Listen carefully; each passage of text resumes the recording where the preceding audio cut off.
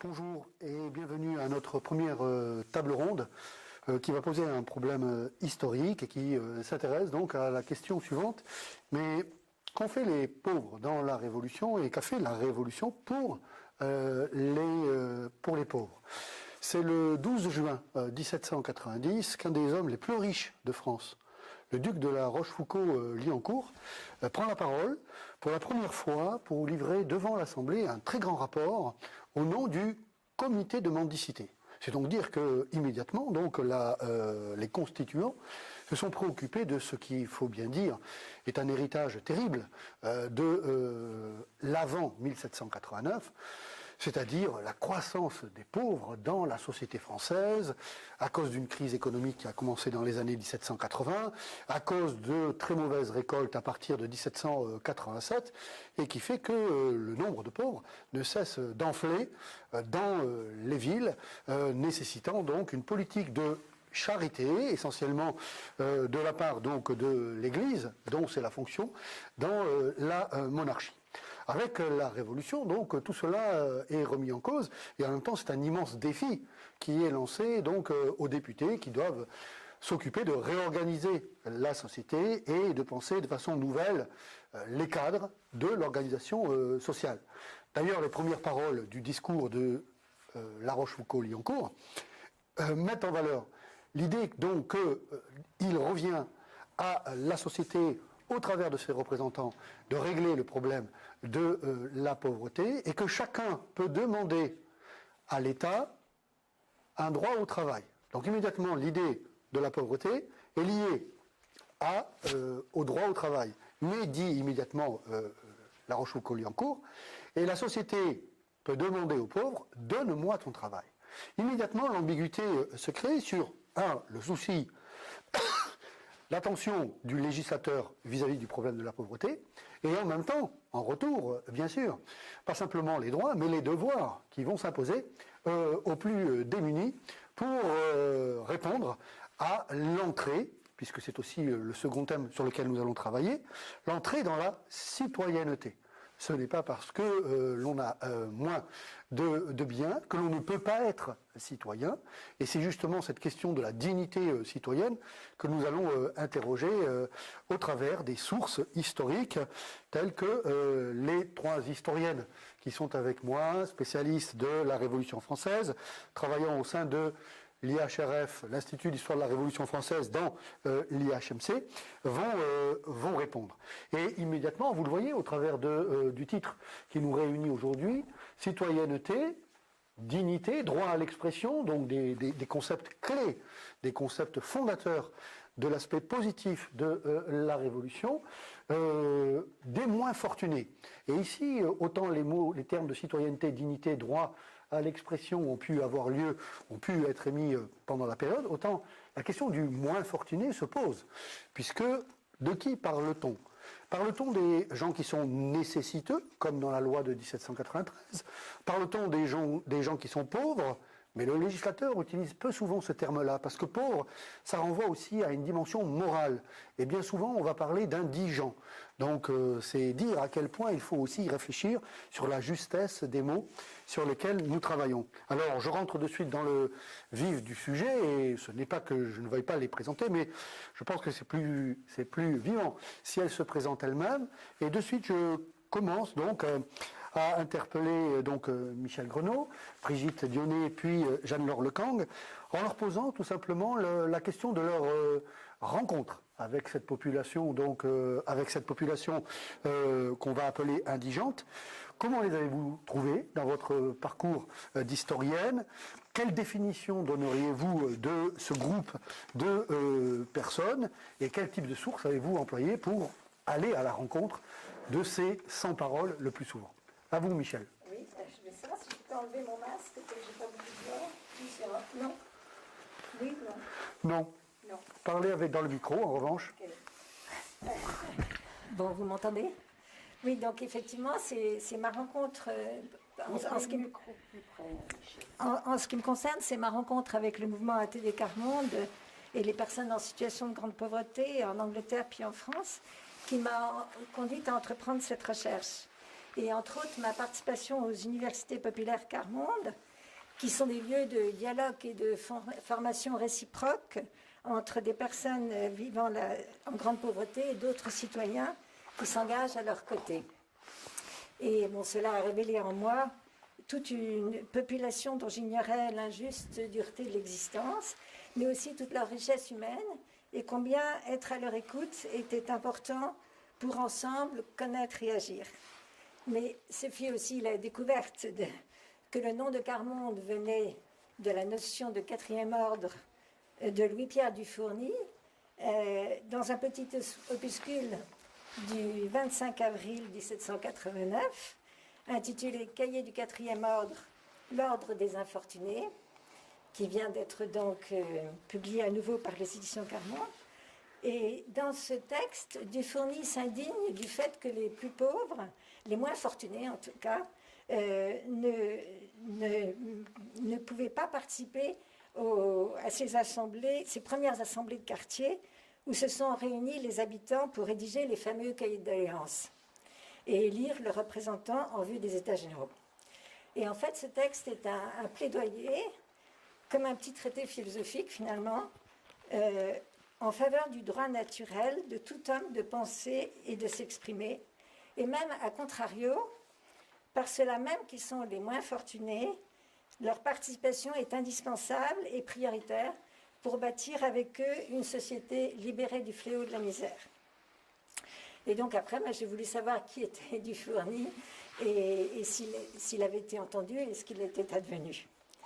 Et en fait, suivre ses traces, c'était faire de la micro-histoire, selon l'expression venue d'historiens italiens, c'est-à-dire en fait comprendre les transformations au niveau des individus, mais aussi voir comment les individus se regroupent pour appréhender la complexité des phénomènes sociaux.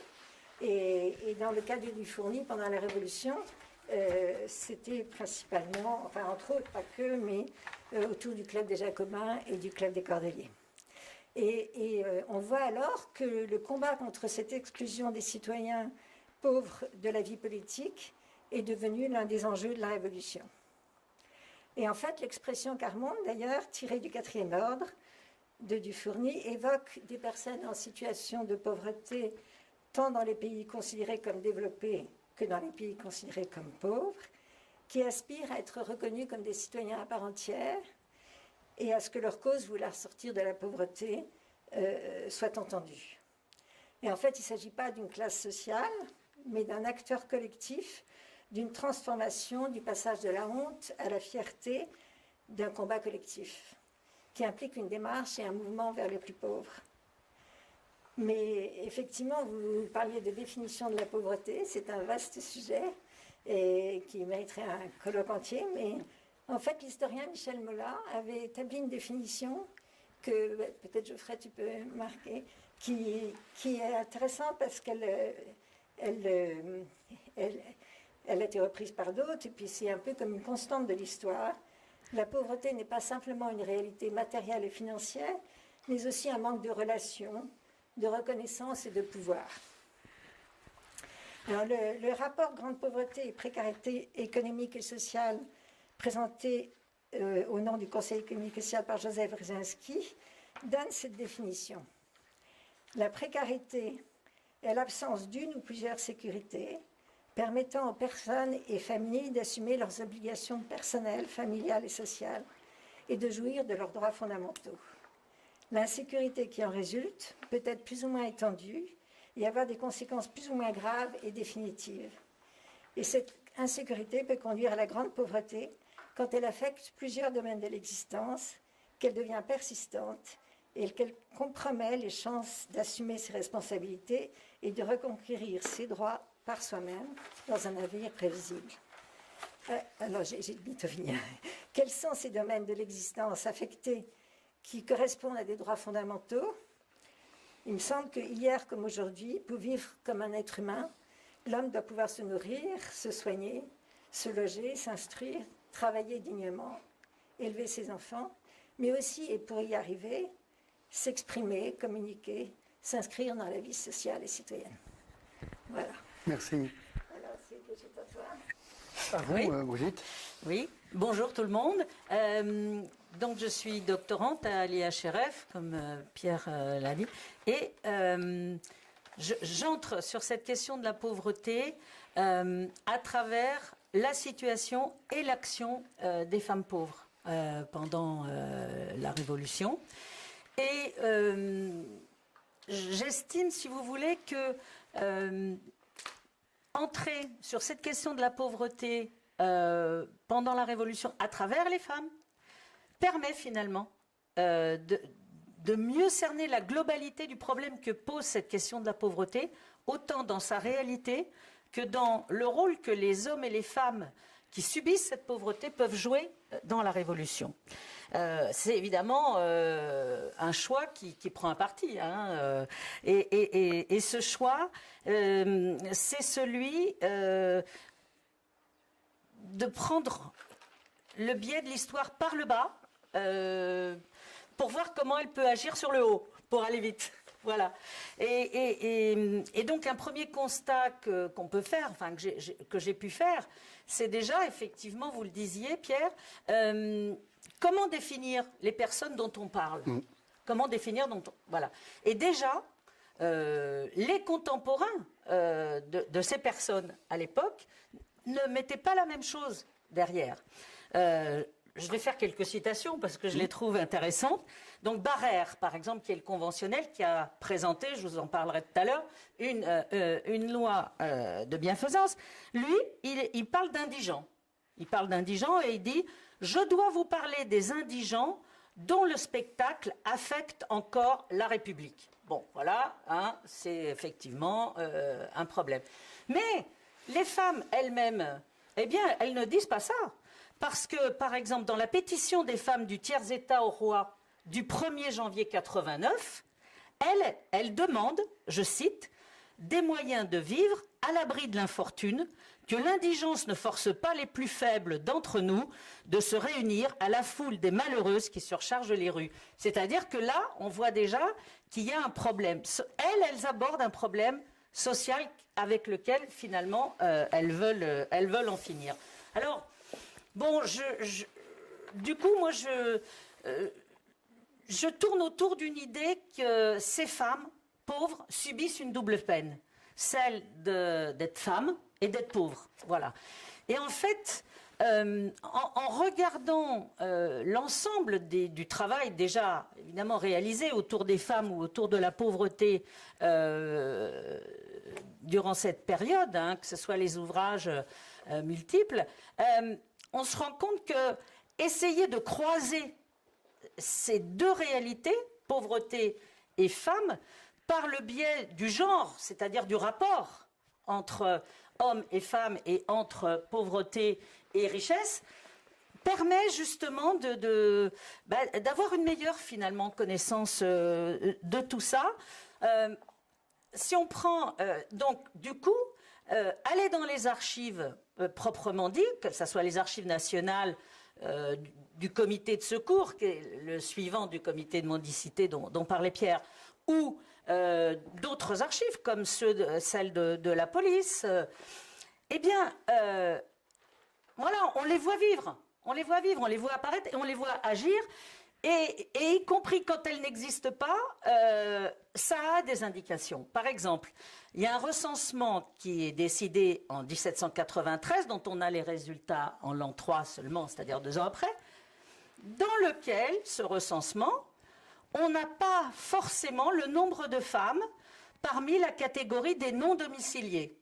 Eh bien, je trouve qu'en soi, c'est une indication importante, parce que ça n'a pas été donné. Donc, pourquoi ça n'a pas été donné? Elles sont non-domiciliées, elles ne le sont pas? Bon, voilà, je ne vais pas vous raconter tout pour l'instant. Hein, voilà. Donc, voilà, je pense vraiment, enfin, ce peu d'éléments que je peux vous donner, mais c'est pareil pour les actions, par exemple. C'est pareil pour les actions. Parce que, bien sûr, les femmes pauvres, à Paris, parce que c'est surtout à Paris, là où je porte mes efforts de travail, quand on n'a pas de quoi faire bouffer ses gosses, il faut se battre. Bon, elles se battent, mais elles se battent collectivement. elles vont faire la queue, d'accord, devant les portes des boulangeries, mais elles font pas que faire la queue. Elles revendiquent, elles se rassemblent. Quand elles vont chercher le savon sur les quais, elles pillent pas le savon. Elles prennent le savon et elles le vendent moins cher que ce que voulait le vendre le marchand de savon. Donc voilà, ce que je veux dire, si vous voulez, c'est que, en fait, à travers cette situation et cette action des femmes pauvres, ça nous aide à mieux comprendre la globalité de la situation, de ce que peut faire le peuple en révolution. D'accord, merci. Jeanne-Laure? Bonjour à toutes et à tous. Je suis Jeanne-Laure Lecang. J'ai terminé ma thèse il y a 2 ans et demi. Et cette thèse, elle portait alors, sur la police. Et cette fois sur la période du consulat et de l'Empire, donc la période du Napoléon Ier, Napoléon Bonaparte. Avec la question, c'était des mesures de haute police, c'est-à-dire des mesures de police politique et de surveillance, de fichage des personnes considérées comme suspectes à cette époque-là. Et c'est ainsi que, du coup, en fait, je croise la question de la pauvreté à travers des sources indirectes, comme très souvent, puisqu'on a peu d'écrits laissés par les pauvres eux-mêmes, même si on en verra sûrement quelques exemples. Donc la parole des autorités policières sur eux. Donc avec plein de sources diverses, des fiches de police, des correspondances entre différents acteurs policiers, des rapports de mouchards, des rapports de préfets en province sur les pauvres de leur département, et aussi quelques écrits émanant de personnes en situation de pauvreté. Par exemple, j'ai étudié donc toujours dans ce rapport avec les mesures de police, des personnes pauvres détenues sans jugement qui essayaient de s'emparer de l'écrit. On va voir, je parlerai tout à l'heure, pour faire entendre leurs droits et obtenir leur libération. Voilà. Et pour questionner aussi cette question de la définition du pauvre à ce moment-là, moi ce que je vois dans les archives policières, c'est qu'effectivement le terme de pauvre n'apparaît pratiquement pas. On a le terme de sans-aveu, qui est un terme de gens sans aveu qui hérité de l'Ancien Régime, ou qui est défini comme ceux qui, étant en état de travailler, n'ont pas les moyens de subsistance, ni de métier, ni surtout de répondance, c'est-à-dire de personnes qui peuvent justifier de leur domicile, justifier de leur bonne moralité, justifier de leur... C'est toujours l'importance de la réputation en fait, qui entre en jeu, être connu pour être considéré comme quelqu'un de fiable, selon les critères policiers. Et puis les pauvres, en fait, je les vois sous le terme de vagabonds et de mendiants, là qui sont vraiment les critères policiers, avec là aussi un flou entre qu'est-ce qu'un mendiant, qu'est-ce qu'un vagabond selon la police à cette époque-là, où en fait c'est des individus aux conditions d'existence très proches, avec souvent absence de travail, de moyens d'existence et de domicile, même si en fait peut-être le domicile qui différencie le vagabond du mendiant, parce que le mendiant peut avoir un domicile alors que le vagabond n'en aurait pas. Mais c'est quelque chose de flou et qu'on retrouve vraiment ces cibles-là qui sont les cibles de la police à ce moment-là. Voilà. Vous n'avez pas besoin de... D'accord. Merci donc de vous être présenté et d'avoir introduit vos recherches par rapport à ce premier écueil qui était mais de qui parle-t-on et comment on en parlait. Jeanne-Laure fait d'une certaine façon le lien avec le deuxième temps de notre interrogation sur la politisation. C'est-à-dire que moi-même travaillant sur la ville d'Orléans, tout simplement pour prendre un exemple précis, je remarque effectivement donc il y a toute une population qu'on appelle sans feu et sans aveu, et d'une certaine manière que l'on distingue des vagabonds et des mendiants aussi par rapport aux gens qui sont connus. Et donc ça renvoie aussi à ce que disait Michel tout à l'heure, c'est que la pauvreté n'est pas simplement un calcul, c'est pas simplement un seuil, on parle de seuil de pauvreté, on en avait conscience aussi à cette époque-là, donc un certain revenu en deçà duquel on ne peut pas vivre correctement. Mais comme on l'a vu, dans ces sociétés comme aujourd'hui, être connu, être reconnu, c'est faire partie d'un réseau qui peut vous aider. Et donc, dans les papiers du comité municipal qui se met en place immédiatement au mois de juillet 1789 à Orléans, cette notion de connaître une personne est fondamentale pour faire déjà un tri. Donc en fait, c'est un petit peu complexe, mais c'était important de bien noter que assez rapidement dans la conception de la Révolution, il va y avoir, si je veux le classer de façon quelque peu à nuancer par la suite, le bon pauvre et le mauvais pauvre. Le bon pauvre, on peut le connaître, on peut le secourir. Et puis il y a le mauvais pauvre dont on se méfie parce qu'on ne sait pas très bien qui il est. Et l'épisode de la grande peur va aussi contribuer assez rapidement à se méfier ou avoir peur du pauvre. Alors, en même temps, et c'est le deuxième temps, cette révolution, elle va permettre, et justement, c'est pour cela donc que personne n'est seulement assigné à sa classe déterminée par un revenu social, par exemple, elle va permettre la politisation de ces pauvres. Qu'est-ce qu'on entend par politisation? En travaillant et en préparant cette séance, nous avons convenu du fait d'une prise de parole. Ou du moins, on a refusé l'idée qu'il y avait une infrapolitique, qui était celle des petites gens qui demandaient, par exemple, du pain. On considère que quelqu'un qui demande du pain, c'est quelqu'un qui est déjà dans la police, c'est-à-dire dans la ville, dans la vie de la cité, et qu'il demande justement un nouvel ordre économique. Donc, plutôt que de partir d'une victimisation des pauvres, les pauvres sont pauvres et donc sont déjà stigmatisés avant même qu'on ait pu commencer à réfléchir sur eux, on a inversé la focale et on s'est dit, mais que font-ils?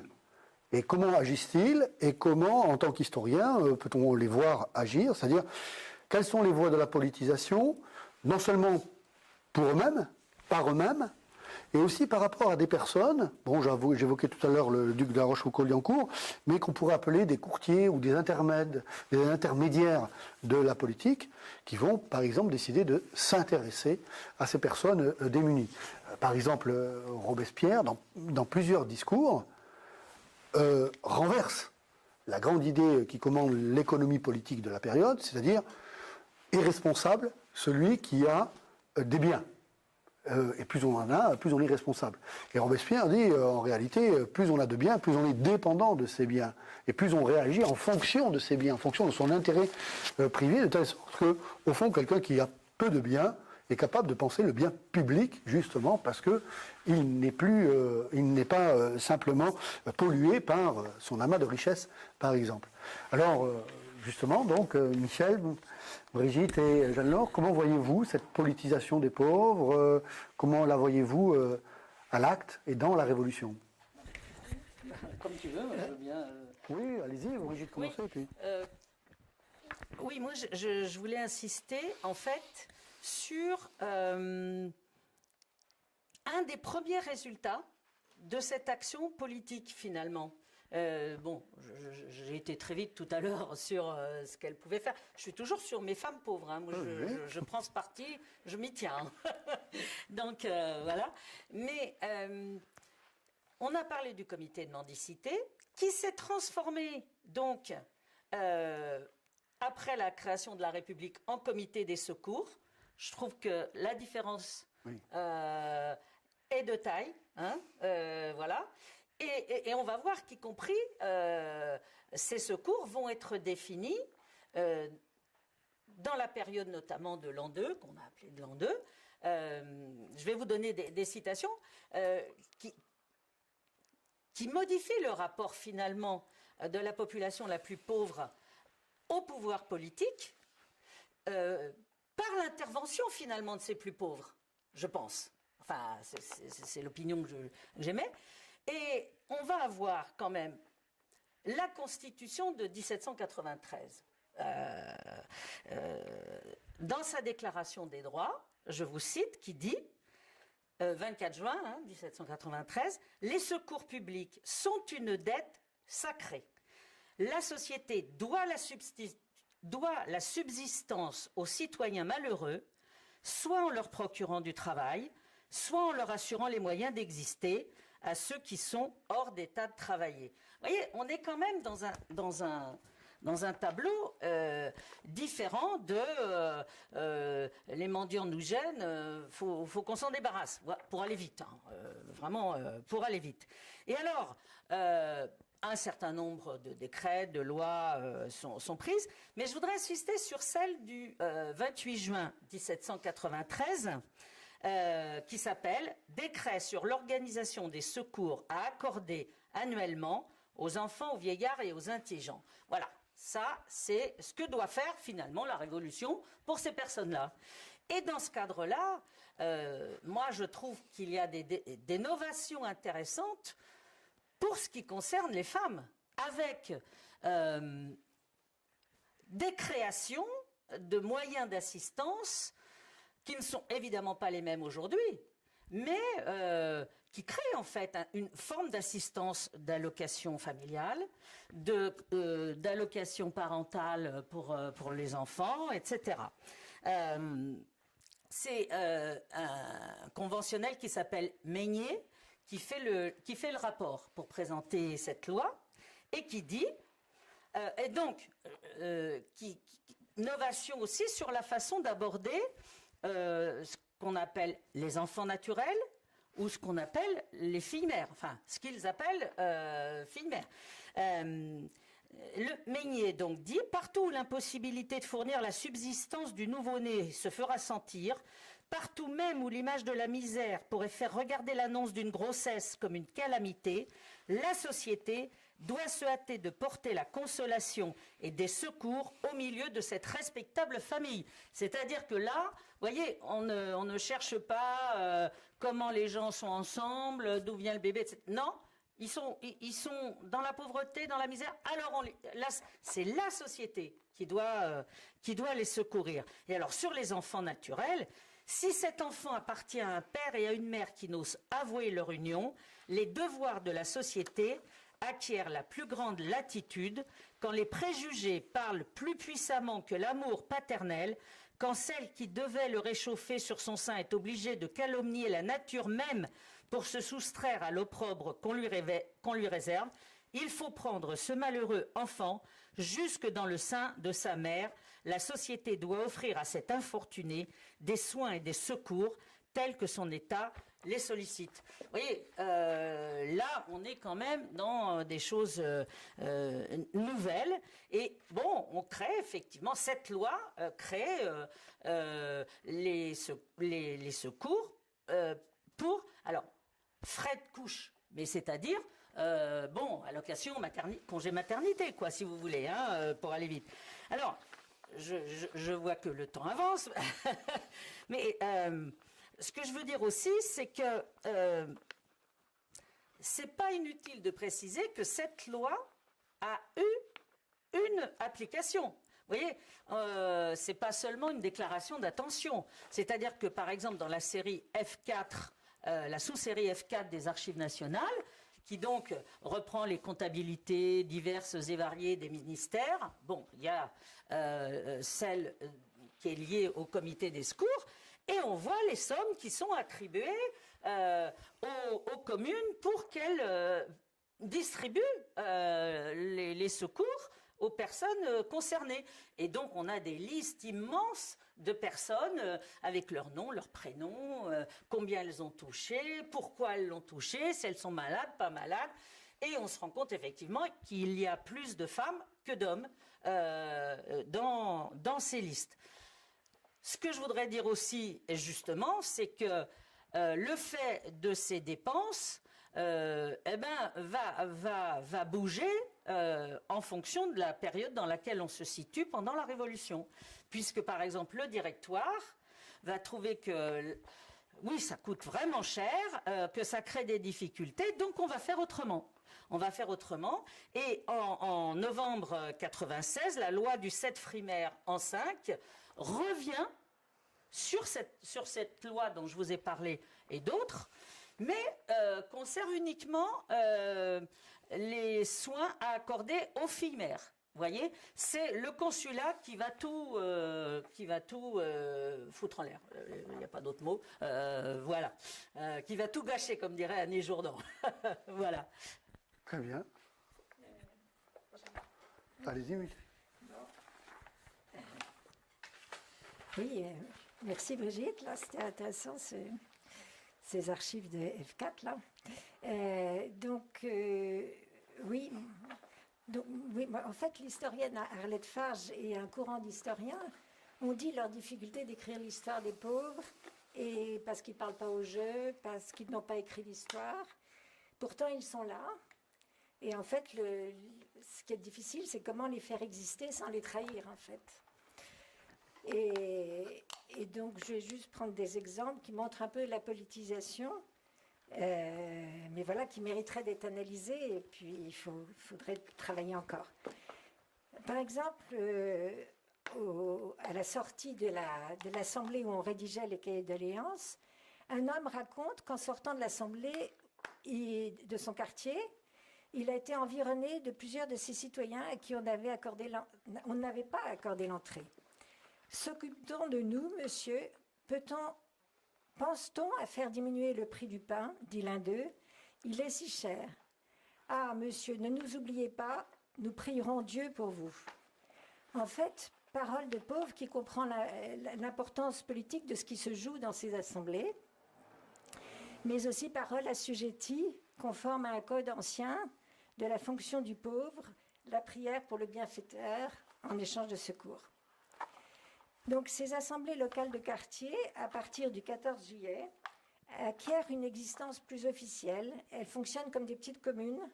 Elles recensent leur population, délibèrent sur la propreté des rues, sur les secours à accorder aux pauvres, sur ce qui se passe à l'Assemblée nationale. Les habitants peuvent y assister et s'honorent du titre de citoyen. Mais les plus pauvres en sont toujours exclus. En fait, ils apparaissent pourtant. Par exemple, le comité civil du district reçoit des plaintes pour vol de mouchoirs, de couvertures, pour faire des langes, pour non-paiement de loyer. Par exemple, Pierre Rigobert, qui a 16 ans, est accusé de vol de mouchoirs et déclare avoir fait plusieurs ouvrages qui l'ont mené de lieu en lieu. Marinier ordinaire, depuis 4 jours, employé à l'atelier de secours des démolitions de maisons. Arrivé à Paris il y a 8 mois, avant il travaillait la terre à Chaumont et ensuite à divers ouvrages tels que pêche, commission. Marie-Marguerite Rabotin, 20 ans, enfant trouvé, mise en nourrice jusqu'à l'âge de 18 ans au village d'Ambry, vient elle-même chercher secours après avoir été mise à la porte comme domestique, puis refoulée à l'hôpital des enfants trouvés et menacée d'être enfermée à la salpêtrière. Le comité ayant observé que cette fille, ne sachant où elle est, elle était exposée, elle obtient une cassette, un petit peu d'argent, et s'en retourne en Picardie. On ne sait pas trop pour y vivre de quoi, mais... Un mendiant est envoyé à la force pour avoir contrefait le muet, alors que les témoins l'ont entendu parler. En fait, c'est une stratégie, on en voit beaucoup au 18e, Arlette Farge le montre bien, afin d'avoir droit à l'aumône comme infirme. Le président du comité civil qui reçoit les plaintes dit avoir beaucoup appris, et il est frappé par le nombre de personnes insolvables ou sans domicile pour lesquelles il demande de veiller à avoir des sentiments fraternels, de juger le délit et non la personne. L'Assemblée des représentants de la commune reçoit une députation de 6 ouvriers du district de Saint-Gervais au nom de 300 personnes. Ils demandent du travail pour subsister. Un certain nombre d'ouvriers qui n'ont pu être admis dans les ateliers de filature, Sainte-Geneviève, Chaillot, Picpus, quoique inscrits, présentent une adresse à l'Assemblée nationale. Ainsi, des exclus des assemblées de quartier s'expriment cependant dans des instances de représentation, district, commune, Assemblée nationale. Et effectivement, un comité dit de mendicité est créé à l'Assemblée nationale. Mais le vœu exprimé par Dufourny dans les cahiers de 4e ordre, que les députés soient sensibles au sort des infortunés, semble se réaliser. Mais l'ambition de Dufourny est toujours la suppression de la distinction entre les citoyens et les plus pauvres et les autres, qu'ils aient accès à ces assemblées. C'est alors que se forment des sociétés populaires ou fraternelles pour permettre à ces derniers de s'exprimer. Comme on peut le voir dans cette adresse du 30 mars 1791, lue au Club des Jacobins, qui annonce la création d'une société dite des indigents, avec les réserves qu'a dit Pierre et qu'on pourrait analyser. Mais voilà. Il commence par demander la charité avec cette précision, parce que vous seuls savez la faire. Mais il demande aussi d'être en lien avec ce qui se joue à l'Assemblée nationale et de donner leur avis. En entrant dans ce sanctuaire que le patriotisme éclaire, tous nos cœurs sont remplis d'espoir. Quand finira notre misère? Chez les nations esclaves, le pauvre gagne son pain en silence et courbe humblement la tête. Chez les nations libres, il apprend en naissant qu'il est membre du souverain, il use de son droit et vit fier de son indigence. Ils disent représenter l'indigence honnête et non pas les mendiants de race. Des journaliers, des vieillards, des pères de famille dont le travail forcé suffit à peine aux premiers besoins. Depuis le commencement de l'année, chaque soir, quelques personnes se chargent de les instruire sur les décrets de l'Assemblée nationale, les écrits patriotiques, en les délassant des fatigues du jour.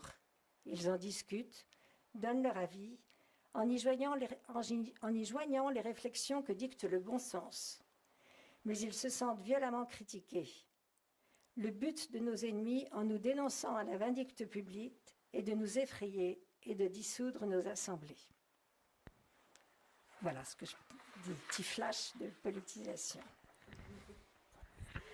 Merci Michel.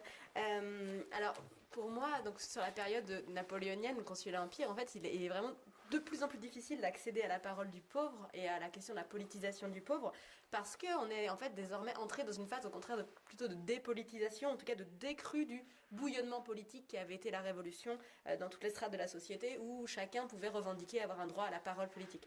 La période napoléonienne, en fait, elle a été analysée par les historiens. Les historiens ont souligné que le régime napoléonien répondait à une volonté sociale de retour à l'ordre, retour à la paix, qui avait une certaine dose d'acceptation sociale d'un régime qui, en fait, donne de moins en moins la parole aux plus pauvres et aux autres, aux membres de la société en général. Par exemple, Nathalie Petitot, l'historienne Nathalie Petitot parle de docilité librement consentie, en expliquant que du coup, on a une attente des populations de retour à des cadres mentaux plus familiers peut-être, avec un caractère rassurant, avec un souverain, avec un rapport à la religion qui fait plus sens. Et puis en fait, peu à peu, cette opinion publique elle se détourne du régime. Alors les pauvres dans tout ça, ils sont toujours extrêmement nombreux. Je ne sais pas si on a essayé, je crois pas qu'on a essayé de quantifier vraiment, mais si on essaie de quantifier d'après les études qui ont pu être faites par rapport à l'Ancien Régime et puis aussi sur la période napoléonienne, on peut estimer qu'on a encore pratiquement les 2/3 des habitants de la capitale qui sont pauvres ou alors paupérisables à tout moment. C'est Daniel Roche qui dit ça, selon les moments de l'année, selon par exemple l'hiver où les travaux des champs créent une migration saisonnière voilà, on a des moments où le nombre de pauvres fluctue, mais c'est toujours un nombre très important, et ils n'ont plus vraiment de possibilité d'expression. Il n'y a plus de clubs, de sociétés populaires pendant cette période napoléonienne. Et ils sont surveillés, par exemple, sur les chantiers, tous les chantiers que met en place Napoléon, par exemple, la construction de l'Arc de Triomphe dans Paris. C'est un moment, un endroit d'échange d'idées et de ferment politique, mais qui en fait est très surveillé et un petit peu tué dans l'œuf. Voilà, moi je trouve quelques traces de paroles de pauvres, notamment dans les archives de la commission sénatoriale de la liberté individuelle. En fait, c'est un organe qui a été créé au moment où on crée l'Empire, en 1804, pour donner un peu des garanties aux Français que les grands acquis de la Révolution, notamment la liberté, les libertés individuelles sont respectées. C'est une commission composée de sénateurs qui peuvent être, à qui on peut écrire si on est détenu sans jugement depuis plus de 10 jours, si on est détenu sans procès depuis plus de 10 jours. Et dans ces lettres, alors la majorité de ces lettres émanent de détenus qui ont la maîtrise de l'écrit, donc c'est pas les pauvres. Mais en fait, on a aussi quelques lettres sur les à peu près 600 dossiers de détenus différents qu'on a dans ces archives. On a quelques lettres qui émanent de personnes qui n'ont pas la maîtrise de l'écrit, qui écrivent de manière phonétique et qui sont capables de s'emparer de cet outil qui est a priori réservé aux personnes plus à l'aise avec l'écrit, pour revendiquer leurs droits, à la libération. Donc ça c'est intéressant. Et aussi on a aussi l'existence de lettres très bien formulées, où des fois on invoque certaines lois très précises, et on voit la signature qui est au contraire très tremblante, très malhabile. Donc là ça questionne justement ce que vous disiez, Pierre Cernat, de la question des intermédiaires officieux, et qu'il existe des aides alors qu'on n'est plus dans une phase justement d'apporter des secours officiels, cette optique du début de la Révolution, on n'est plus du tout dedans. Mais en fait dans les prisons, alors c'est difficile de savoir qui, mais on a des personnes intermédiaires, des défenseurs officieux des pauvres qui viennent, des organisations de charité ou peut-être de jeunes étudiants en droit, c'est l'hypothèse que je fais, qui viennent aider ces personnes à rédiger des lettres, à essayer de solliciter leur libération. Ce qui marche pas très bien en fait au final, parce qu'ils sont en majorité pas libérés, mais voilà, on a ces tentatives-là de prise de parole quand même, malgré tout. Merci. Finalement, quand on fait le bilan de vos trois interventions tout à fait intéressantes, on voit bien cette relation qu'on pourrait appeler dialectique, en attendant où il y a une sorte d'interaction, un dialogue qui a pu être possible à un moment donné de la Révolution et qui a pu faire changer des cadres de représentation de l'autre et en même temps des cadres légaux d'action. Par exemple, on l'a vu avec Brigitte tout à l'heure, la fameuse loi donc, du 28 juin 1793 finalement termine le régime d'une charité personnelle, d'une charité chrétienne, pour inventer une bienfaisance nationale. C'est-à-dire qu'on n'est plus simplement dans un ordre du privé par rapport à son propre salut, ce n'est pas cela, aider un pauvre, c'est en fait intégrer une sorte de normalité, c'est-à-dire, bon, on ne dit pas la République est là, donc il n'y a plus de pauvreté, non, c'est pas cela, c'est de quels moyens légaux disposent les législateurs, puis les agents de l'État, pour lutter contre un fléau dont chacun s'accorde à dire donc qu'il est particulièrement handicapant pour construire un nouvel ordre, un nouveau régime. Et Jeanne Laure a raison de rappeler la précision des faits. Dans la ville d'Orléans, donc je reviens à ce que l'on connaît, ou à Arles, que je connais bien également, ce n'est pas moins de 1 habitant sur 5 qui est en situation de pauvreté. Donc on a 20% de la population qu'il faut assister quotidiennement. Et Jeanne Laure a intégré un élément qui était fondamental, c'est la paupérisation. C'est-à-dire qu'il y a à peu près encore 20% de la population qui, s'ils n'ont pas de travail, peuvent devenir du jour au lendemain donc des pauvres. Donc ça fait 40% des villes qui sont éventuellement au bord ou dans la pauvreté.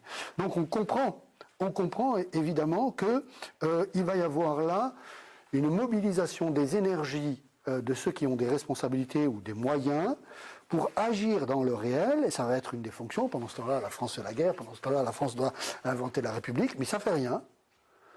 Les députés sont rappelés tous les jours à leur devoir de fraternité. Qu'est-ce que c'est que la fraternité? Ça concerne justement cette population. C'est-à-dire, de quoi dispose-t-on ensemble que l'on peut partager? Et pour ceux qui connaissent, les étudiants, les historiens, qui connaissent par exemple une source qui s'appelle les archives parlementaires, vous avez tous les jours, pendant 3 heures, les députés qui sont directement interpellés par rapport à des adresses, par rapport à des lettres, par rapport à des motions, par rapport à des pétitions. Et je peux constater, on a désormais des nouveaux outils informatiques, la moitié de ces pétitions concernent des gens qui sont en situation de détresse. En quoi c'est intéressant? Ça veut dire que par rapport à la période, il ne faut plus avoir de construction un petit peu abstraite. Le législateur construit des plans de bienfaisance. Non, il vote des décrets d'action de quelques dizaines de livres, de quelques centaines de livres pour aider des personnes dans la détresse. Beaucoup de veuves. Beaucoup de veuves de soldats, beaucoup de représentantes ou de femmes ouvrières qui viennent demander des secours.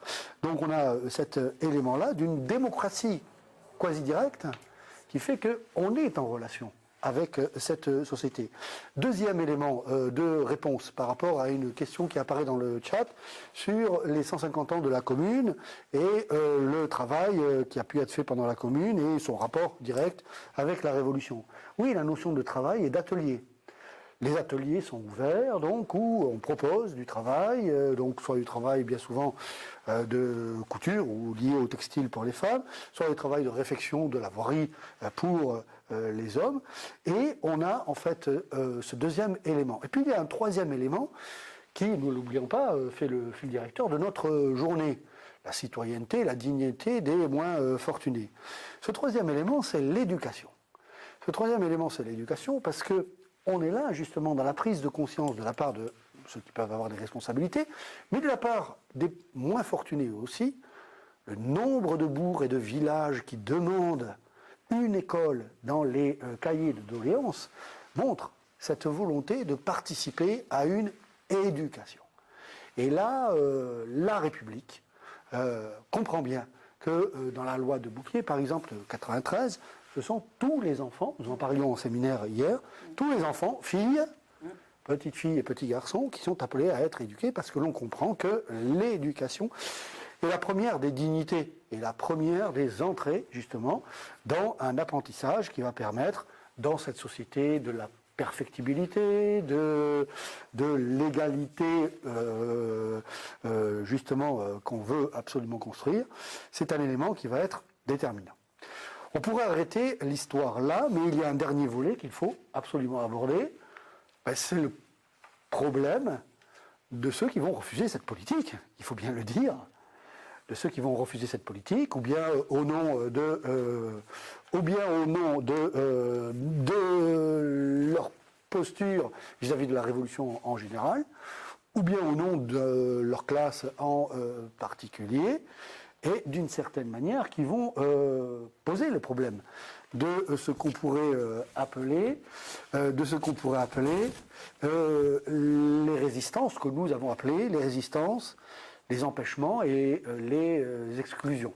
C'est-à-dire qu'à un moment donné, on va voir le pouvoir donc réagir de façon contradictoire, avec d'une certaine façon, bien sûr, l'ensemble de ces éléments qui sont conservés, positifs, mais en même temps, on va voir au fur et à mesure qu'on avance dans la décennie révolutionnaire, des formes de soit de censure, soit d'exclusion, soit très tôt même dans le processus révolutionnaire, des formes de différenciation entre les citoyens selon leur fortune.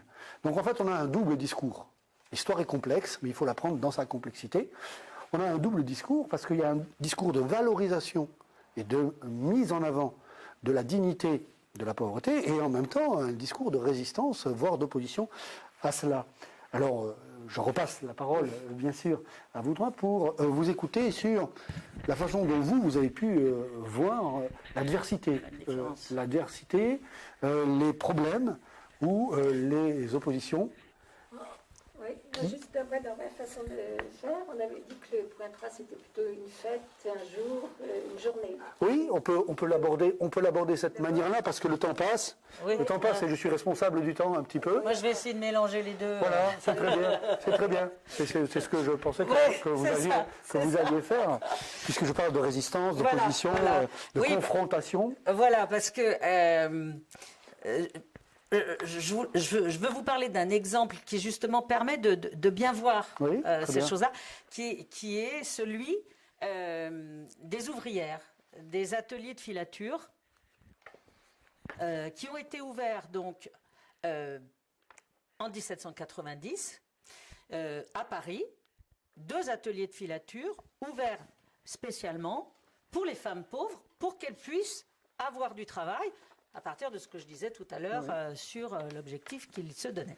Donc, ces ateliers de filature sont ouverts, mais donc les femmes qui y travaillent, les ouvrières, vont y travailler, récupérer leur salaire, mais aussi revendiquer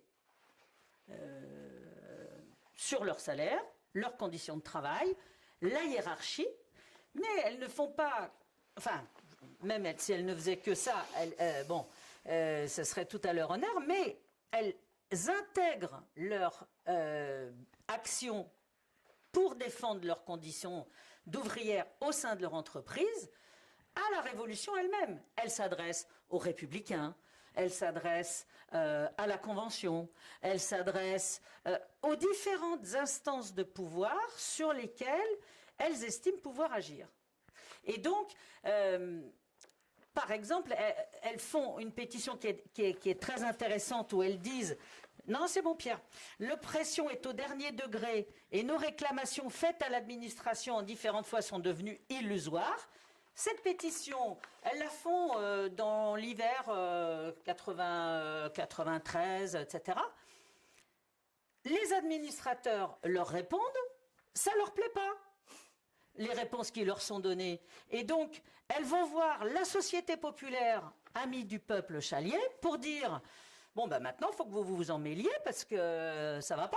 Elles obtiennent que cette Société des amis du peuple nomme des commissaires, Ils vont aller les voir, faire un rapport au département, là pas département des établissements publics, mais au département, et là elles vont obtenir, premièrement, de récupérer les 2 livres de pain qu'on voulait leur supprimer, et en plus de virer le directeur de l'atelier dont elles ne voulaient plus. Vous voyez? Bon. Mais donc, ça c'est un exemple de comment ça circule. Et ce qui est intéressant de voir, c'est que la Société populaire de la section Amis du peuple Chalier va travailler avec elle pour voilà, mettre en œuvre leurs objectifs. Mais donc, ça, on est encore 93, 94, etc. Le problème, c'est que justement, le rapport au mouvement populaire au sein du processus révolutionnaire bouge. Et par exemple, lorsque la répression s'abat sur le mouvement populaire après les révoltes de prairial germinal en 3, c'est-à-dire printemps 95, eh ben on va en même temps décider la fermeture de ces ateliers de filature. C'est-à-dire que, vous voyez, le directoire s'installe le 4 Brumaire en 4, octobre 95, on est après donc les révoltes des femmes, etc. Et la fermeture des ateliers est effective le 22 novembre 1795. Et alors, on pourrait se dire, bon, ben voilà, c'est... Non, c'est voulu théoriser. Il y a un rapport qui dit... alors, oui, très important, on supprime les ateliers, c'est-à-dire l'endroit où elles peuvent être ensemble pour travailler, revendiquer, discuter, voilà, mais on ne supprime pas le travail, parce qu'elles vont continuer à travailler, mais chez elles. Vous voyez, suivez mon regard, on avance pas mal sur la différence privée-publique. Et donc, on les renvoie à domicile, mais on justifie, dans le travail à domicile, beaucoup des mères de famille retenues au sein de leur ménage par le soin d'élever des enfants à la patrie peuvent trouver un moyen de subsistance. C'est-à-dire que là, on inverse. Vous voyez, bon, je dirais suivez mon regard, parce qu'on l'a entendu pas mal de fois, ça, quand même, dans la période récente, mais pas que. Parce que on a eu ce type de justification politique sur la mise en place du travail partiel. Je ferme le banc, mais bon, excusez l'anachronisme, mais c'est pas mal de regarder quand même, voilà. Et donc, ce rapport disait aussi, cet atelier du Midi, celui dont j'ai parlé, d'où est issue la pétition qui a circulé comme... Eh bien, cet atelier du Midi est un foyer de corruption et de troubles où la paresse, la débauche, protégée par l'esprit d'insurrection, livrèrent ces établissements aux désordres les plus scandaleux. Vous voyez, on n'est plus du tout dans le même discours à partir du directoire. Donc voilà, c'est-à-dire que, bon, je vous fais grâce des autres articles, mais on a cette évolution qui est qu'en même temps, donc, on se dit, oulala, action collective des femmes, ça va pas, elles se réclament de la République, elles se réclament aussi du sans-culottisme, dans cette pétition dont je vous parlais tout à l'heure. Donc là, ça va pas, donc on va essayer de les faire taire, et en même temps, on va organiser leur travail à la maison, et on va insister sur le fait que c'est leur place. Vous voyez, leur place. Voilà. En fait, et on va passer d'une politique de secours public à un retour à une politique du comité de mendicité, si vous voulez, mais aussi à une politique, par exemple, concernant ces ateliers de filature, de rentabilité de ce travail. Moins comme un secours, mais comme je veux faire de l'argent et j'utilise ces femmes pour faire de l'argent. Et on va les faire bosser 18-19 heures par jour. Alors, je ne sais pas comment elles vont faire pour s'occuper des gosses, mais d'ailleurs, elles ne peuvent pas. D'ailleurs, bon, ça fera partie d'une autre... voilà.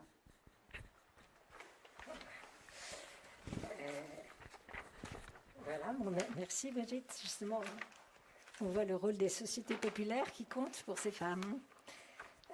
Alors, oui, on avait parlé de penser à une journée, et Ouais. du coup, j'avais dit que j'ai pensé à la journée du 10 août 93.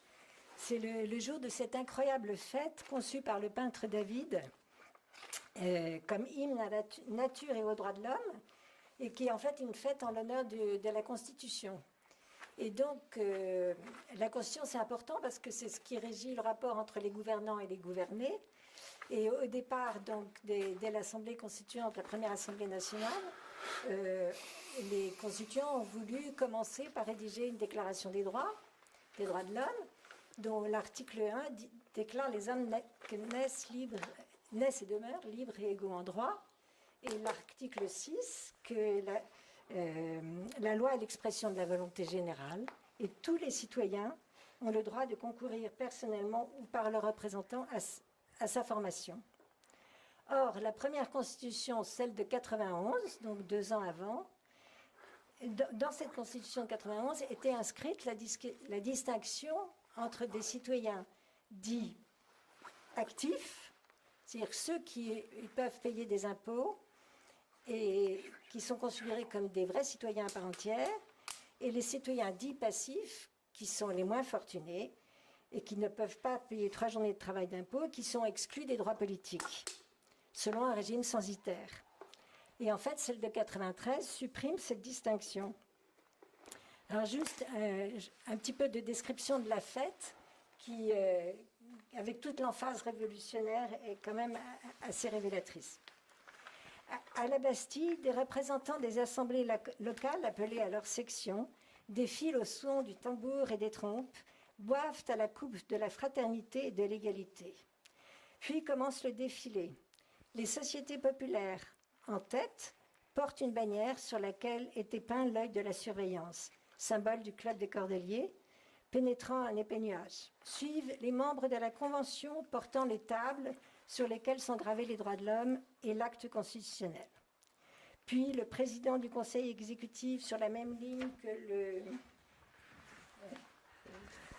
Ah mais c'est vrai que c'est pas si facile, hein. Que le forgeron, le maire avec son écharpe à côté du bûcheron et du maçon, le juge dans son costume et son chapeau à plumes à côté du tisserand ou du cordonnier, le noir africain qui ne diffère que par la couleur à côté du blanc européen, des intéressants élèves de l'Institution des aveugles, traînés sur un plateau roulant, ont offert le spectacle touchant du malheur honoré, comme les tendres nourrissons de la maison des enfants trouvés.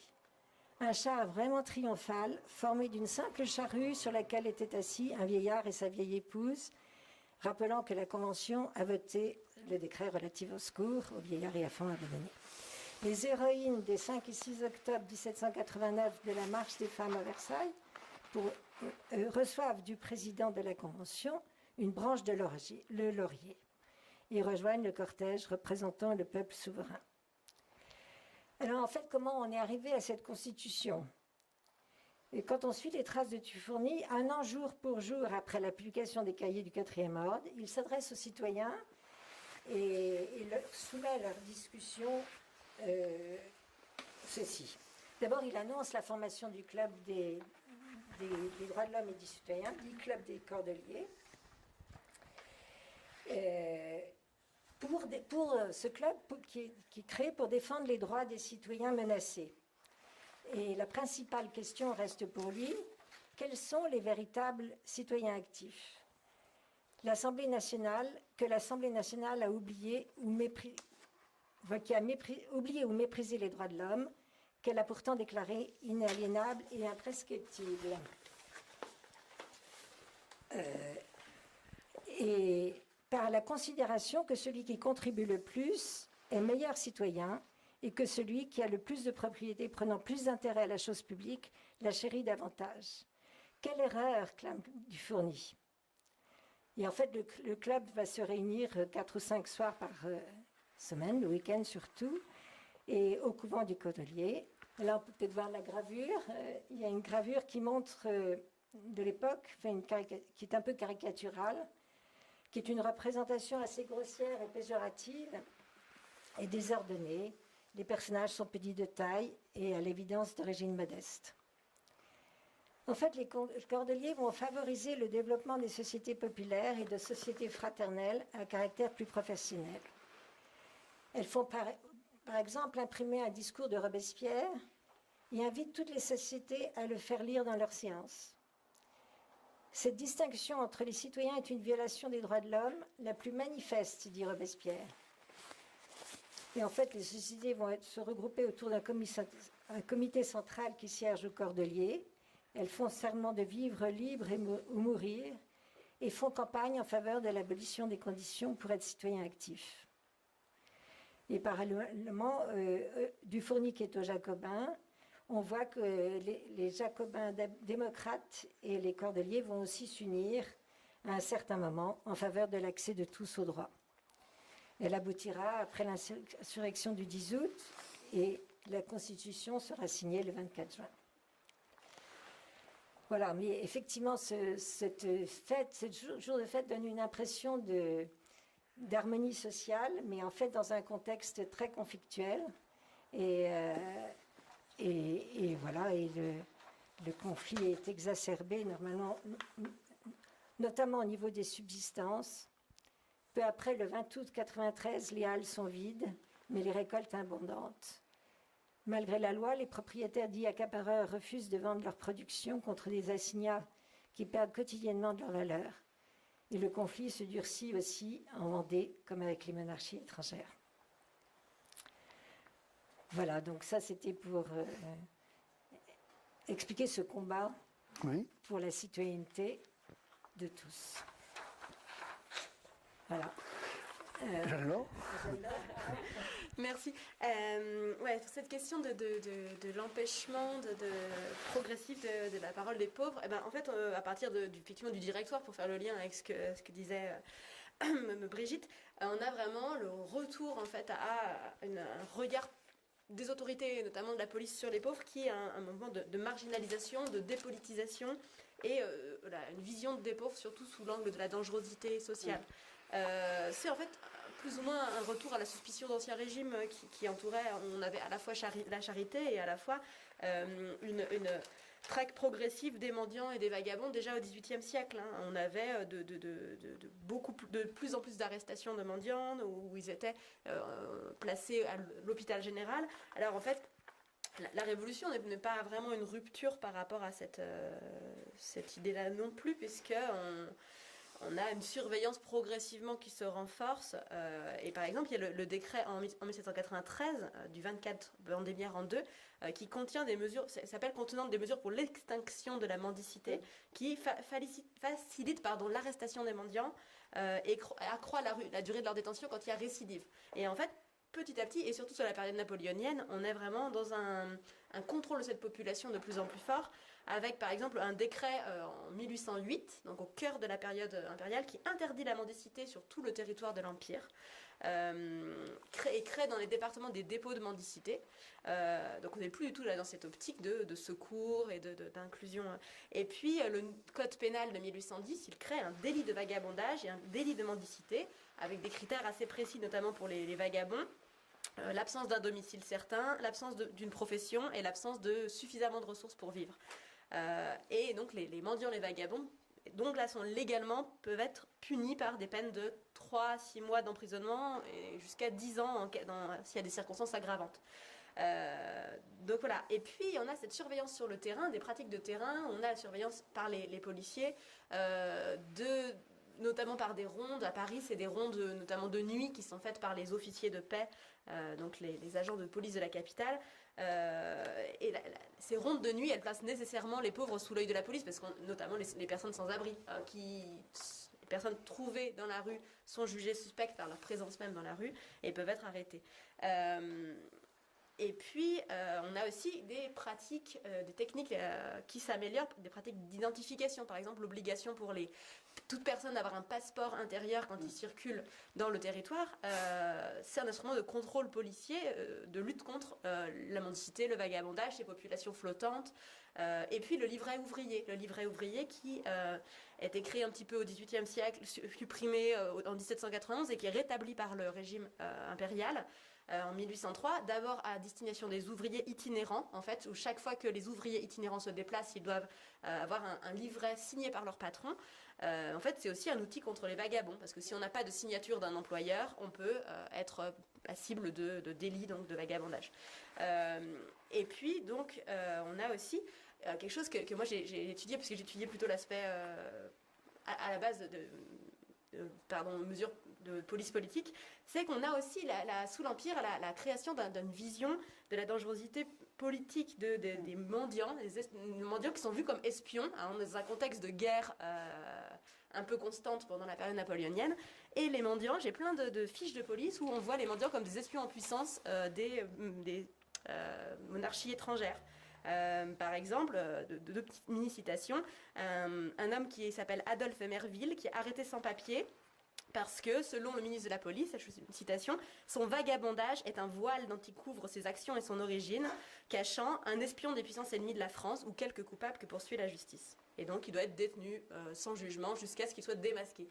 Et on a aussi un mendiant napolitain qui est arrêté en Bretagne, à Quimper, qui, la police mendie sous prétexte d'avoir été ruiné par un tremblement de terre, et qui est soupçonné d'être aussi un espion pour les Anglais, pour la part des Anglais. Donc voilà, on a des dimensions qui font qu'on est dans une optique vraiment de suspicion, et plus du tout dans une optique de secours, d'inclusion dans la citoyenneté. Oui. Avant d'aborder le dernier point qui permettra d'ouvrir le débat, je voudrais dire effectivement donc à quel point je partage cela pour avoir travaillé à la réédition du texte d'un historien anglais qui s'appelait Richard Cobb et qui a écrit un livre au titre un petit peu sombre mais en même temps très beau, La mort est dans Paris, et qui confirme ce que disaient Michel Grenot, Brigitte Dionnet et Jean-Laure Lecang. Il y a un tournant entre 1794 et 1795. Et ce tournant fait que, en réalité, la situation des pauvres va empirer. La situation des pauvres va empirer, et tout simplement parce que la politique de la République va changer.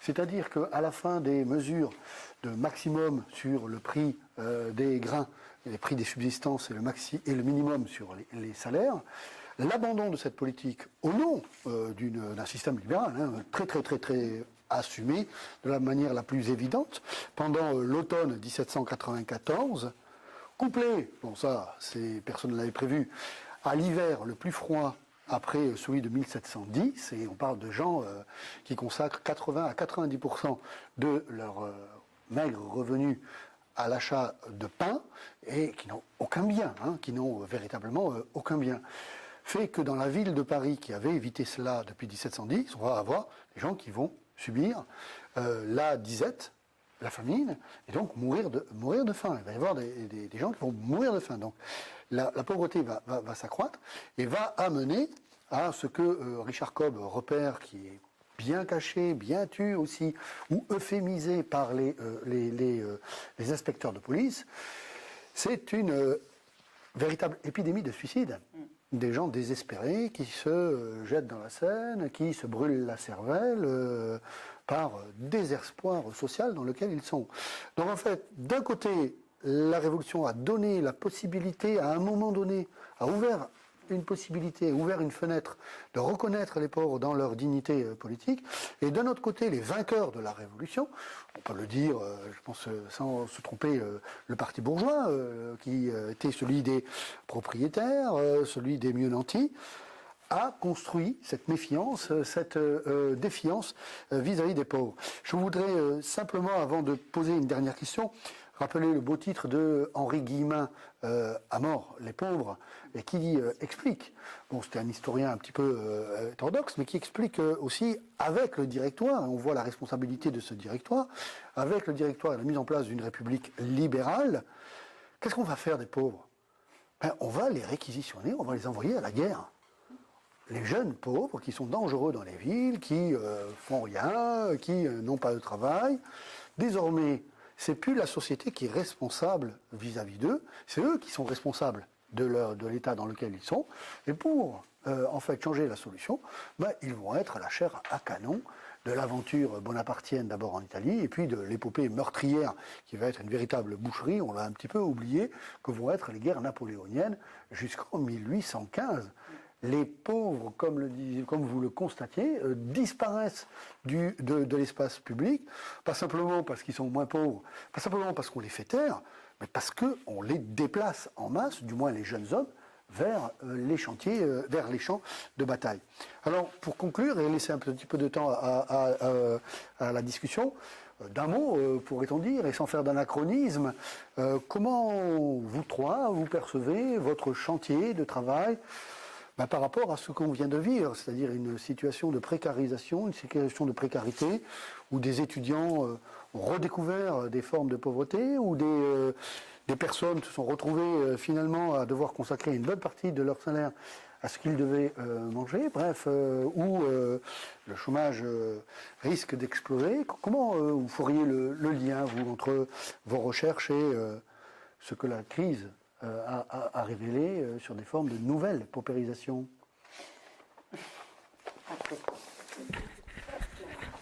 Moi, je crois que le lien, il est dans la différence entre... en fait, le lien, il est dans le rapport de force que les pauvres et le peuple est en capacité d'organiser, de réaliser à un moment donné. C'est-à-dire, voilà, moi je fais une différence par exemple entre la citoyenneté et le pouvoir. C'est-à-dire entre l'exercice de la citoyenneté et entre le pouvoir de décider. Voilà. Et donc je pense que le lien, il est là. Il est dans ce rapport de force entre les deux. Il est dans la différence et dans le lien qu'il peut y avoir et dans le rapport de force qu'il peut y avoir entre démocratie représentative et démocratie participative. Voilà, on peut tout à fait, par exemple, mes femmes de tout à l'heure, elles font bouger la réalité, elles interviennent dans cette réalité. Mais ça ne veut pas dire que pour autant elles font partie de la représentation nationale. Et pourtant, selon les moments, eh bien, elles peuvent avoir à un moment donné un pouvoir, un exercice de cette citoyenneté qui fasse bouger cette réalité.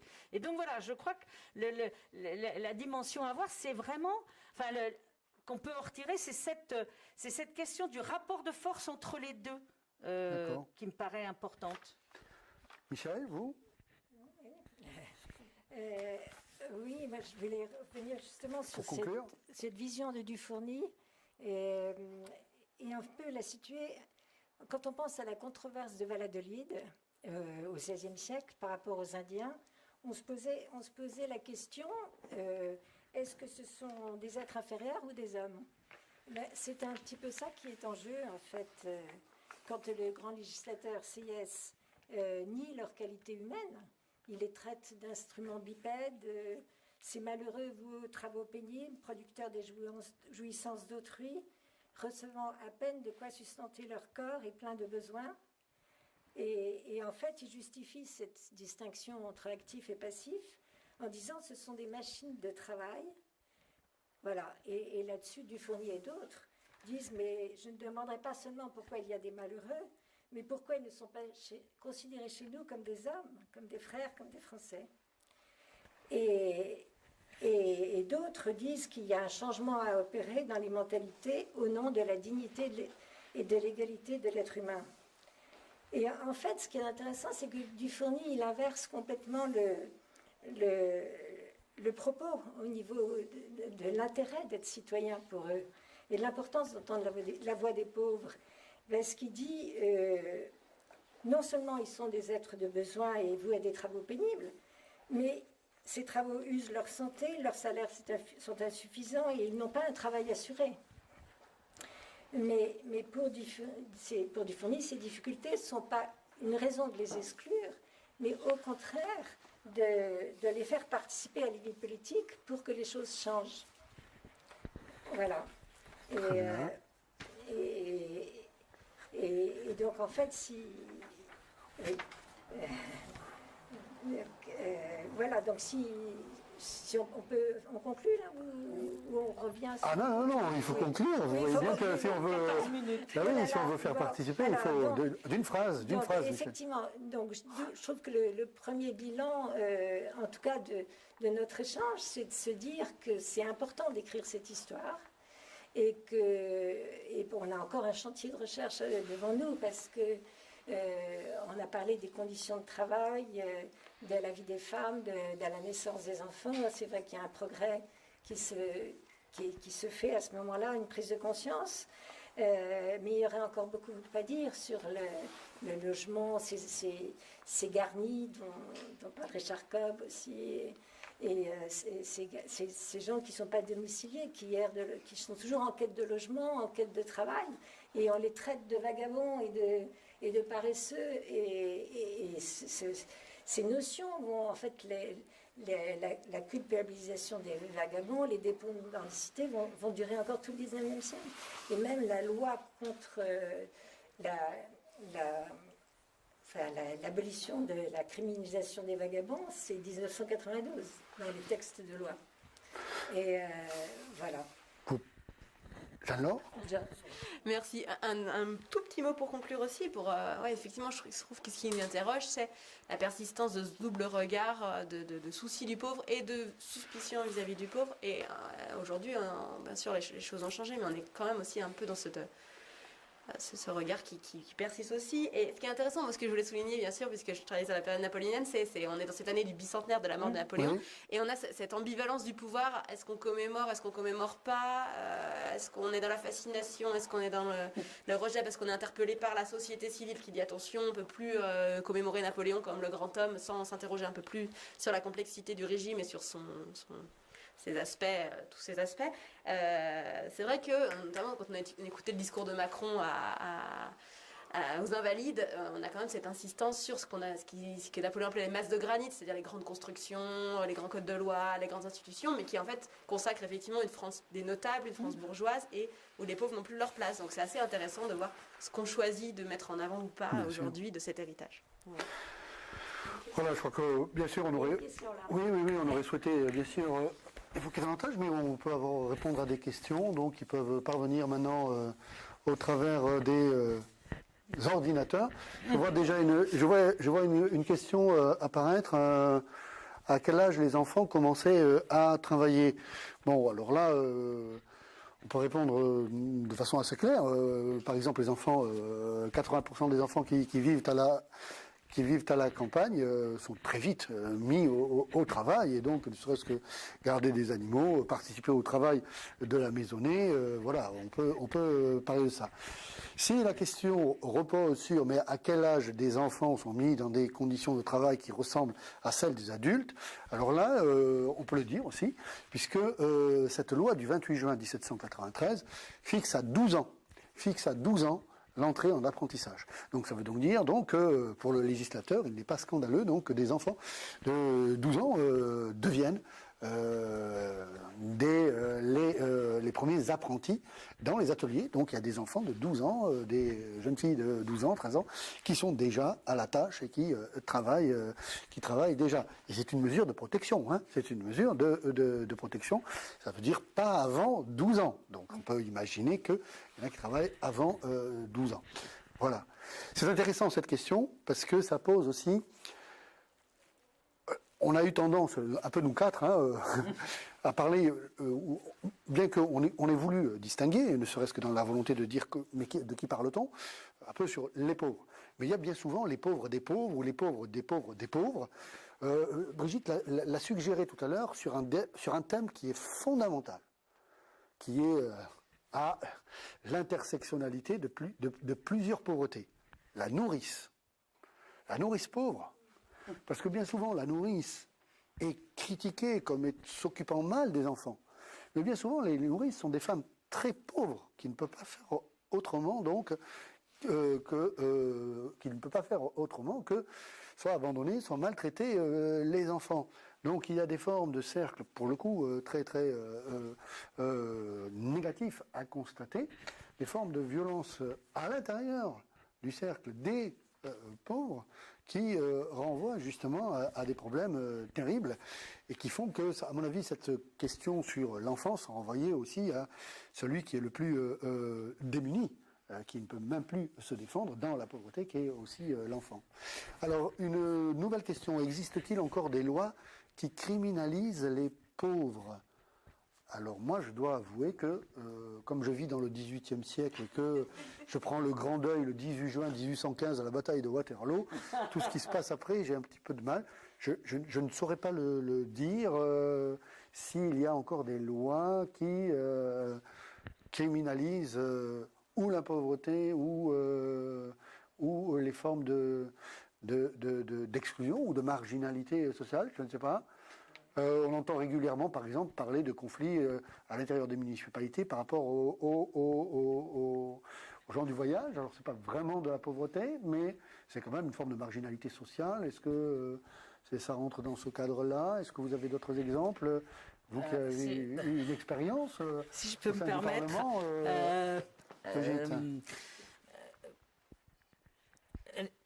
il y a, enfin, quand je parlais de rapport de force, Oui. j'y reviens finalement, parce que on a eu des lois qui ont criminalisé les pauvres. Actuellement, on ne peut pas dire que on a telle ou telle loi qui dit les pauvres en prison ou les pauvres ceci, cela. Mais, par exemple, on prend le logement. Oui, voilà. On prend le logement. Des personnes qui n'arrivent pas à payer leur loyer. Donc, il n'y a pas une loi qui dit c'est des méchants, mais sauf que des personnes qui n'arrivent pas à payer leur loyer, eh ben, on les vire de leur logement avec la force de la police. Donc, bien sûr, c'est pas forcément une loi, mais la loi dit qu'il faut payer son loyer. Donc, si on n'a pas les moyens de payer son loyer, bon ben voilà, on les met dehors, par exemple. Voilà. Donc,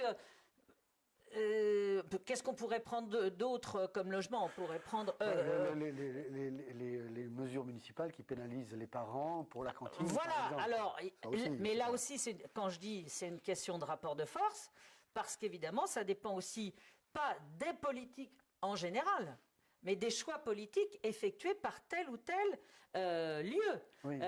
Parce que vous dites municipalité, mais il y a des municipalités effectivement qui disent si vous payez pas la cantine, dehors.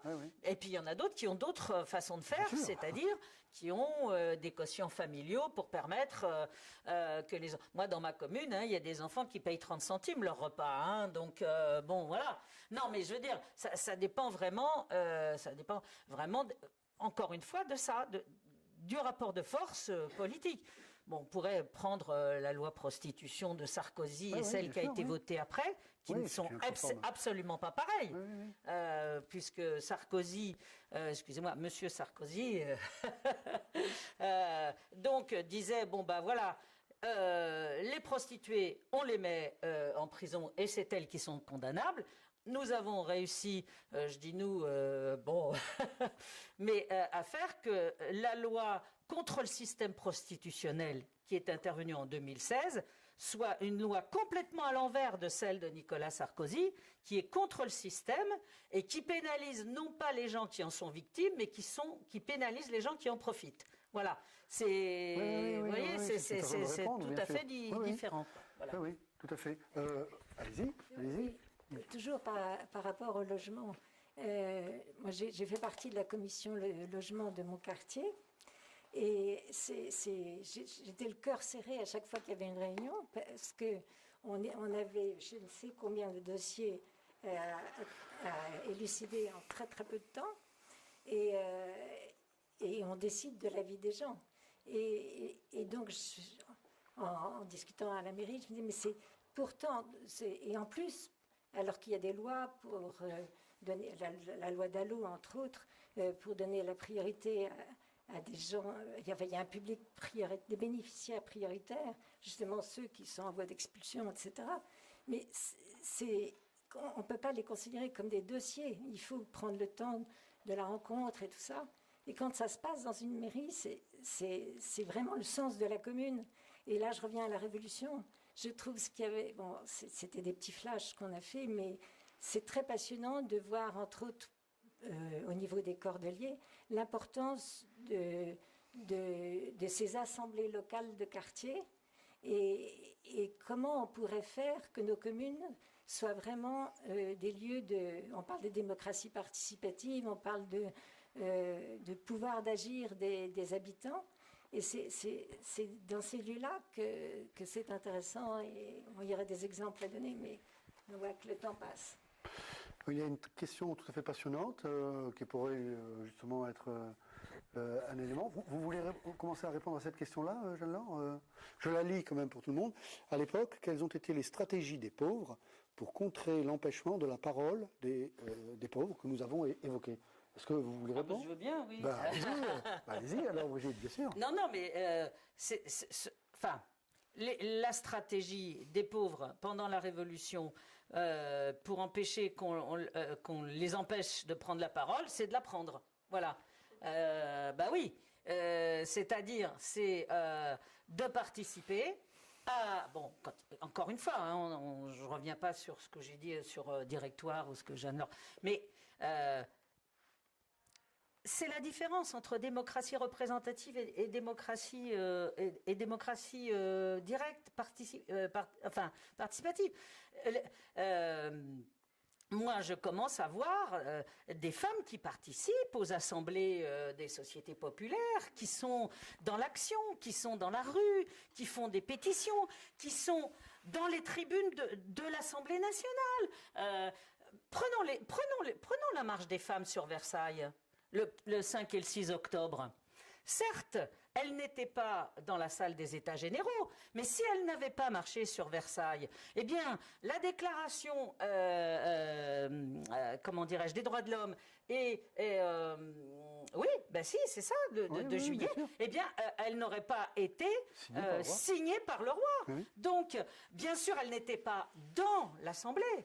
Mais le fait qu'elle se soit mobilisée, qu'elle soit allée chercher le roi pour lui dire voilà, faut faire, eh ben, elles ont joué un rôle politique déterminant pour faire en sorte que cette déclaration existe. Bon, voilà, moi, c'est-à-dire que la façon dont elles ont lutté a fait en sorte que, oui, elles ont pris la parole. Après, une autre question est comment cette parole a été mise en œuvre ou pas? Est-ce que cette parole a eu de l'effet ou pas en termes de choix politiques? On en revient à mon affaire de rapport de force. Oui. Je voudrais juste ajouter à ce que tu disais. Ce qui est intéressant aussi dans ce qu'on a échangé, c'est que justement les cordeliers, entre autres, mais certains révolutionnaires ont voulu ouvrir des espaces d'échange et de parole. Et entre autres ces sociétés populaires. J'ai trouvé ça très intéressant que ces femmes en profitent, c'est pas que les femmes, les hommes aussi. Et voilà, donc ça c'est quelque chose d'intéressant de la Révolution aussi. Il y a encore beaucoup de choses à creuser. Mais, Bien. Écoutez, merci à Jeanne-Laure Lecang, Michel Grenot et Brigitte Dionnet pour l'éclairage qu'elles nous ont donné donc, sur ce thème donc, qui ouvre nos trois tables rondes donc, autour de la dignité citoyenne pour tous, pourrait-on dire, partager pleinement dans une société et surtout à reconstruire, pourrait-on dire, à partir du ras du sol.